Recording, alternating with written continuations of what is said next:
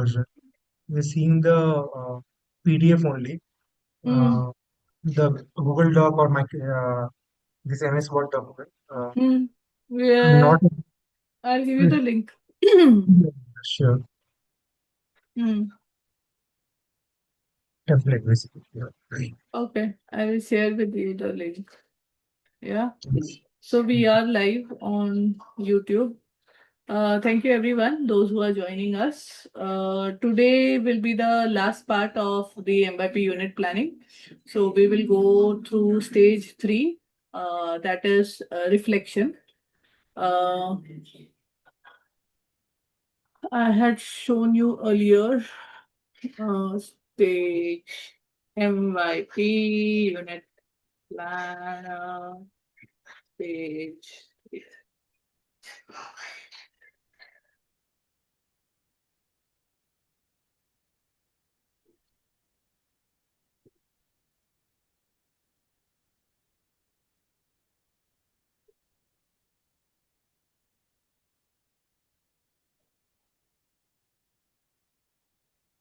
Stage 3 helper guide. I hope they have that.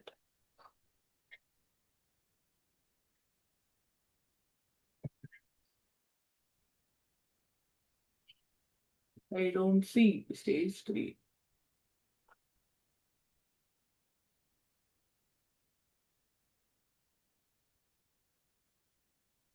This was the stage 2 that we did. Huh. In the stage 2 only, they have added the reflection also. Okay. So if you look at the MYP unit planner, MYP unit planner.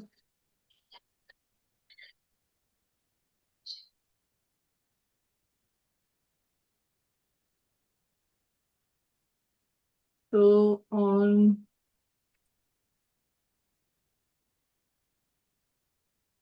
this is the document that Lenny has shared. I'll send you the link on chat.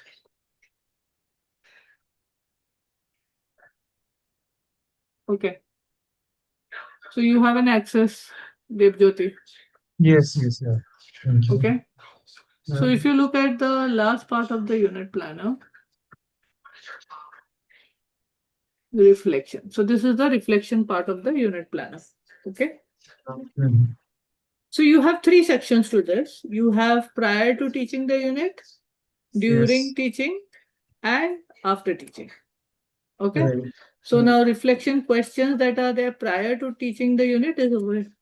You have all the 3 questions. Okay, why do Yes. we think?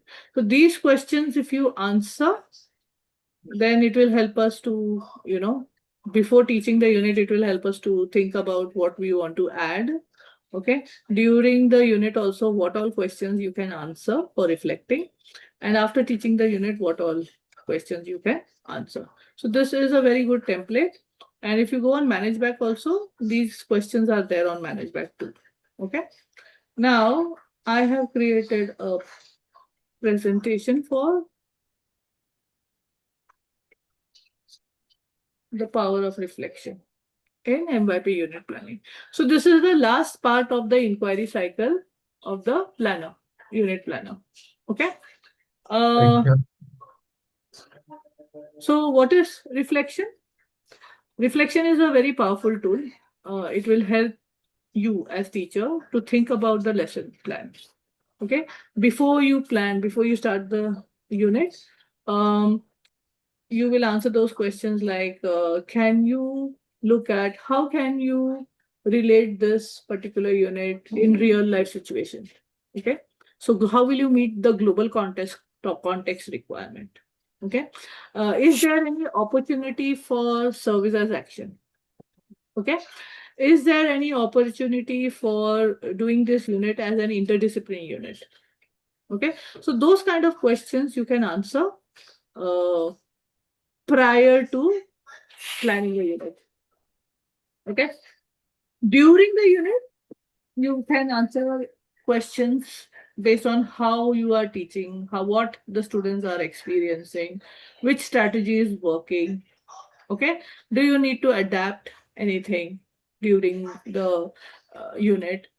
And after the unit is finished, you also need to do a reflection. What went right? What were the challenges? What went very well? What would you want to continue to do if you're going to take the same unit next year? So those questions you can answer. Okay. So you have three parts of the reflection: prior to teaching the unit, during the unit, and after teaching the unit. Right. Yeah. Mhm. Okay. All right. So it's not just like you follow the rule or you answer those questions. When you reflect before, during, and after the unit, it will help you to grow as a teacher. It will help you to find more teaching ideas, which will make it more MYP, where you are implementing the program. Okay. And it will help you to get better at teaching the MYP way. Okay. So reflection is very, very important. Right. Okay. Now, why do we reflect? Okay, first one is we reflect so that we can see what worked and what didn't work. Okay, as you are teaching your unit, because you have three sections, right? I can give you an example of this. When I was teaching weather, okay, in grade 8. Okay. So I was teaching them about the different, you know, tools that you use in order to find out how much it rained or what is the humidity or to know which direction the wind is moving. So we were looking at different tools. So I had asked students to, because you also have this criteria where the student need to collect data and analyze the data, right? See patterns. So I Yes. had asked the students to create a rain gauge, okay, and keep it for 15 days in their balcony in an open area to see how much it rained for 15 days. Okay. So now Okay. this happened in July, where there is a lot of rainfall. Okay. The next year, when we were planning the IDU, okay, when you in the beginning of the year, when you look at IDU and service as action where you want to do. So one of the teachers, humanity teachers, said that why don't you do this? Because I also teach this in geography. Why don't you do this in October? Because I am doing that unit in October. Okay. Yeah. Now I did not take it so seriously. I said, okay, let's move it because then we can do an IDU. So with another part of that unit. So I moved it Mhm. to October. But I realized that it doesn't rain in October. Okay. So the next year when I tried to do this rain gauge experiment, it flopped because I could not. If it rained, also it rained for 1 or 2 days and not much rain. So then my actual experimentation where I was going to teach students to collect data, raw data, analyze data, study pattern, went for a toss. Okay, so then I wrote in my reflection after the unit saying that this is not a good idea to take this unit in October. Please go back to July. Okay, and then the following year we put back the unit in July. So can you see how this reflection part of the unit planner helped me to see that, okay, it's not a good idea. You have to think about what activities are you doing and what is the purpose of your unit, of you doing that unit in that particular month. Okay. So it's a good idea to look and write down and make those notes, what worked and what didn't work during that unit. Okay. Secondly, it makes teaching better. You can improve your teaching methods by regularly reviewing what worked and if you could change it. Okay. You have different learners in your class, right? Then how are you going to differentiate that their learning? Maybe this year I have more visual learners. Next year there would be more kinesthetic learners. So then do you want to use the same method? Okay. So it will make your teaching better if you write your reflections on time. It will help students learn by asking. You can encourage students to ask questions and take charge of their own learning. So during reflection also, when when the class is going on, during the lessons. If students have very important questions, you feel that it makes sense for that particular unit, then you can add that, saying that, oh, I had not planned it in the unit, but I feel that there is a link and therefore students should know about it. That you could add during the unit. Okay. And when you do reflection, it helps you to grow. It helps to continuously improve our IB principles and pedagogy. Yes, Okay. yes, Also, you will look at different cultures and you will look at the different skills that the students need to learn. So it helps us to grow as teachers, it helps students to grow as learners. Okay. So the reflection notes are very important and it's very useful for teachers who will teach. It is useful for us as teacher who is teaching right now, right? And it is also useful. So suppose if I leave this school and if my unit planner still remains, right? The teacher who comes next has a ready reckoner to follow if the teacher reads the reflection, right? What went well, what did not go well. So the teacher will be able to plan better. So it helps to create a history of making things better. So for the people who is going to come, new teacher, and also for you to refer to, like I said, for me, when I reflected on my thing of rain gauge, then I said that no, bad idea to do it in October. I should also continue to do that in July. So that helped. Okay. So reflecting is important and it is useful. Now, what is the 3-step reflection plan? Like I showed you in this unit planner here, there are 3 parts of where you are going to do reflection. Okay. So before the unit, why? That time you will think what you want to teach. Okay. You also want to know what they already know because you don't want to repeat it. Right. And you will also think about how you can keep them engaged and interested. Okay. How you can incorporate IB values, learner profile, okay, culture, global context, how you can do, and what all tools you can use in terms of technology and also materials in terms of resources that you are going to use during the unit. So this will help you to plan before you start the unit. Second part where you need to reflect is during the unit. You keep noting down what is happening. Note down if any problems arise during your delivery of the lessons. Okay. Write down how students are doing. Okay. And if they have not understood, you will be taking formative assessments, right? As and when you are teaching. So when you feel that, okay, most of the students did not understand this particular thing, learning objective, because of what I taught, maybe I need to change the content or the method by which I'm teaching. Okay. So think about what changes you need to make and you need to adjust your lessons spontaneously. Then and there you have to see, okay, what changes can I make? All right. This I do even during my workshop. Okay. I remember this July when I had gone for a workshop at one of the schools in Bangalore. We had some technical issues with the computer, okay, with the projector and all. I did not wait over there and spend 30 minutes waiting for that computer to work. I said nothing doing. Okay. Everybody had a device. I had my phone. I shared, we had WhatsApp. Then I put the WhatsApp, on the WhatsApp, I put this MYP stage 1 unit planner to the coordinator. She sent it to the others. And with that particular template, I started my session. So you have to think about how spontaneously what you can do and make the changes while you are teaching, right? That happens during the unit.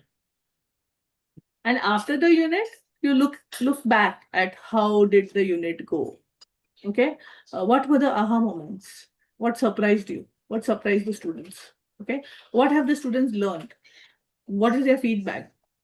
Okay. And how you can make this learning better for next time. So that will help you when you note down after the unit is over. Okay. So these are the 3 steps for reflecting. Now, before unit, the main reflection is for strategic planning before you start. So what all will you look at? You will look at what are the concepts and context you have chosen for this unit. Okay, what do the students already know and understand about this unit? And how will students respond to your activities? What do you think they will do? Okay, how does this unit support international mindedness or learner profile development? Did you do any activity for developing learner profile? Now you know that learner profile is directly connected to the ATL skills. Of course, you will be teaching ATL skills, right? Because ATL skills would be connected to the assessment objectives, because you cannot assess what you have not taught, right? So ultimately, you are looking at what kind of learner profile you want to develop in your student by teaching that particular unit. You will also see if you have got all the necessary materials that are needed for delivering this unit.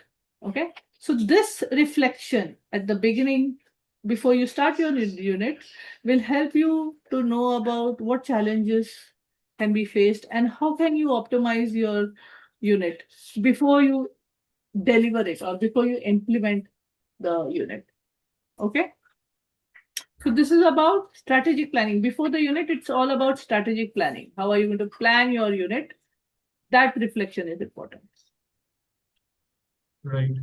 During the unit, why do you need to reflect? You need to reflect because of how you are going to adapt in real time. What are you going to change? Okay. You can note down problems that the students are facing. You are trying to teach this particular concept, they are not able to understand. What do you need to do? Simplify it. Okay. Do another activity. Then at the same time, you can watch how interested the students are. Okay, and what will help them or stop them from learning? So are there any activities that you can do in order to explain that unit? Okay, it will give you time to review the tools, check if the books are there, if technology is available, if tools are working, if you're using a Google Doc or a presentation, see if those are available, right? Adjust your teaching, formative assessment.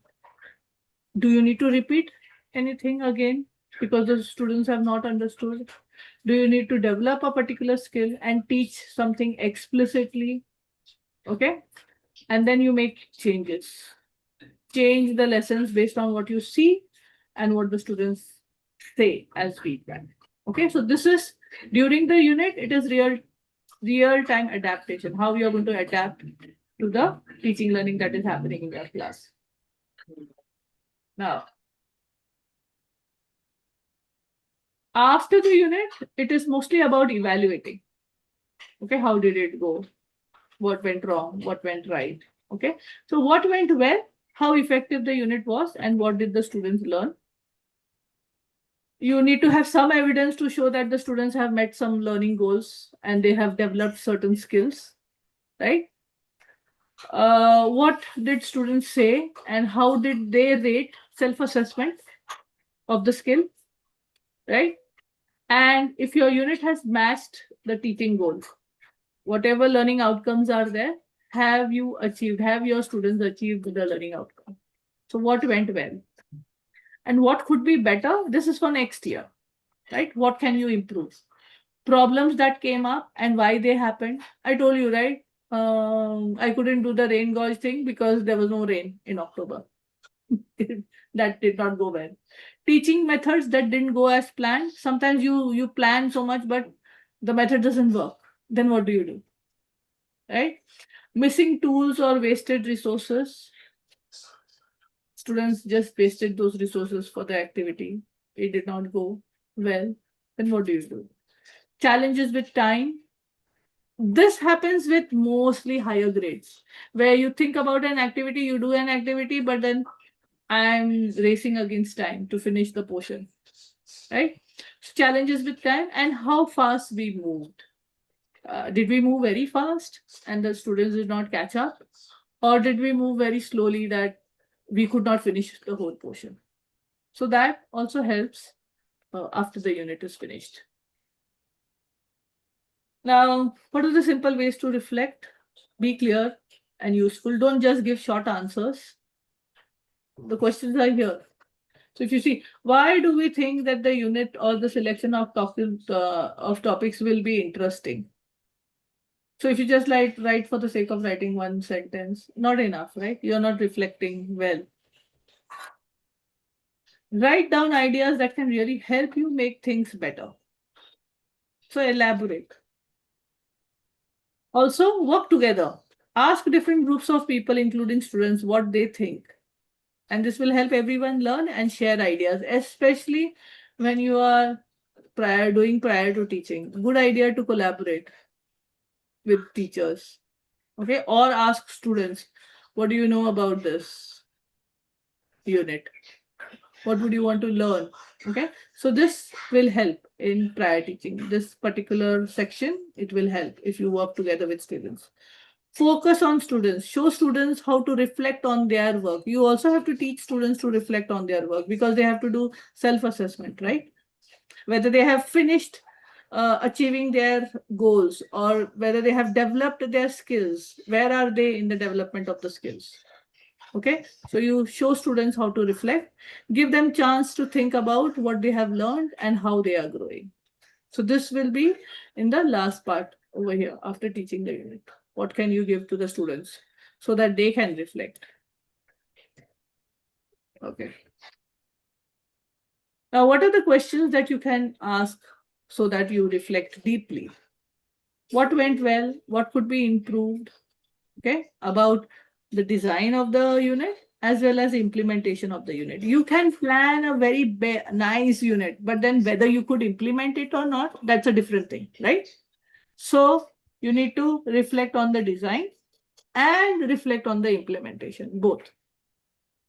What evidence of learning and engagement or lack thereof was observed throughout the unit? So what is your evidence that the students did well? Okay, and the students were engaged. You have to look at those learning evidences. Inquiry strategies. What strategies worked well and what strategies helped to improve inquiry? Because you know that in the IB, the very first approaches to teaching is about it has to be based on inquiry. Teaching learning should be inquiry based. Okay. Then, what are the ATL skills and learner profile attributes that are effectively developed or demonstrated by your students? Reflect on that. Because again, you need to do self assessment here, right? We need to show how students have progressed. Where was differentiation most effective and what challenges emerged in meeting diverse needs? Again, differentiation is one of the approaches to teaching in IB, whether it is PYP, MYP, DP. So then you need to reflect whether did differentiation work. Okay, and what did you differentiate? Product, process, content, environment. What did you do and what worked well? And then you look at future planning. What student feedback or assessment data should directly influence future unit planning and design? So what data are you going to collect from student or what feedback is helping you in order to make your unit better? Even the next unit, now what strategies worked? If you have many kinesthetic students, then maybe you should do a role play, right? Or give them something where they can create something. So think about that. These will help. These guiding questions will help you. And making the reflection useful for new teachers. Okay. Clear questions will help guide your improvement. Simple plan will support your growth as a teacher. So you should have a plan. Keeping notes and recording of what you have learned as a teacher will help you. Practicing reflection helps you feel more confident. So when you reflect, write about differentiation, write about strategies, write about what skills they have learned, then you will become a better MYP teacher, right? Because these are the requirements of MYP. For experienced teacher, how will reflection help you? It is a way to keep learning and trying new things. I know that there are few teachers over here who are experienced MYP teachers. They will take away something from today's session, right? Similarly, if you reflect, properly, okay, deeply, then it will help you to learn and try new things. It will help review and improve what you teach, the different strategies that you can use. Okay. And it is a good way to share what works best with others. Now, why do I say this? Because after you have reflected, after finishing the unit, if there is a new teacher who comes, then it is a good tool for the teacher, right, to go through. It will be an easier job for that teacher. Okay. So you mm, can share your teaching learning, okay, your best practices, a basis for guiding new teachers and taking on leadership roles. So instead of saying that, oh, why should I write everything or why should I help the other teacher? No, when you share, reflect, okay, it will help others and it will also help you grow as a leader, right? So, what do you need to remember about reflection in the MYP unit planner? Writing down your reflections isn't just a rule that you have to follow. And remember, it is a requirement for unit planners when the program leader checks the during preliminary review your unit planners. This section is the least, you know, uh, paid attention to. So please ensure that the reflection section is written well. Me especially, if I look at your unit planner, this is very important. I look at the reflection first. Okay, mm, how deeply, then I know what is happening in your class. What are you doing as an MYP teacher? Okay, so it is a great way to truly learn and improve your teaching, which helps the students learn better within the MYP. So, therefore, I would say for a new teacher, you should go to the reflection part of the unit to see what the previous teachers have written. And if they have not, then it is your duty to complete it sincerely and reflect deeply about the unit that you are going to teach. Okay. Any questions So, about ma'am, here, reflection? yeah. So, ma'am, here, in the reflection part, do we include the gives reflective cycle? So that's something that we reflect with the students. But can that So be you put up can in give it, some? you can, yeah, you can use that. Also, Gibbs is a good idea to use with student reflection because they need those Yes. prompts on what to reflect on. Okay. If you just say, oh, write a reflection, they will not know what to write. Mm-hmm. Okay. Right. So give a Mm. context, give those cues to the students, which will help them. Then later on, after they have done it a lot of time with the different subjects, then Mm. it will come naturally to them. But at Mhm. first, you will have to give Guidance has to be there. yes, Yeah. you need to give prompts Scaffolding so needs to that be they'll there. be able to write or Mm. reflect deeply. Mm. So, ma'am, Okay. can that? Before we go into our discussion here, I will just end this live session because if you really want to take part in this discussion, it's a good idea to join the global classroom. We have a WhatsApp group, we have a LinkedIn group, so connect us over there. Then I can invite you here in this session and we can have that discussion. But right now, I just want to thank everyone who is here, Anshu, Kishore, Bhairavi, and Dev Jyoti, for participating in this. We will carry forward with our discussion after I just end the live stream. So, everyone who is watching us live here, thank you so much for subscribing to my channel, the Techie Teacher Mentor. Please share if you find that this is useful. This video is useful. Please like, share, comment. Do comment on the YouTube video. I will read those comments and answer those questions. I always do. So, thank you so much for signing up.